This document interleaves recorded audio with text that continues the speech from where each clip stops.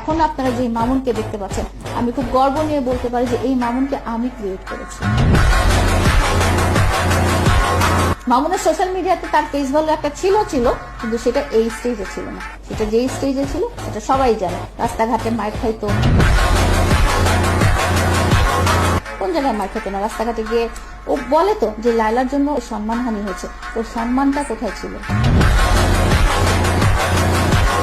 আমার প্রশ্ন হচ্ছে যে তোমার সম্মানটা কোন দিক দিয়ে ছিল? তুমি নাচো গাও, সেই হিসেবে তোমাকে তো কেউ মিডিয়া কর্মী হিসেবে ধরেই না। মেইন মিডিয়া কর্মী না, তুমি লাইকিতে নাচো গাও, সেই হিসেবে তুমি যখনই রাস্তায় বের হও তোমার লোকজন পিটাইতে আসে, তোমার দেখতে আসে যে তোমার এই অদ্ভুত চুলের কালার, অদ্ভুত ছিঁড়া প্যান্ট, অদ্ভুত স্টাইলিং এর এইসব মানুষের কোন চিড়িয়াখানায় চিড়িয়া দেখতে আসে, সেভাবেও তোমাকে দেখতে আসে। এটাকে তুমি যদি বলো যে সম্মান, তাহলে আমার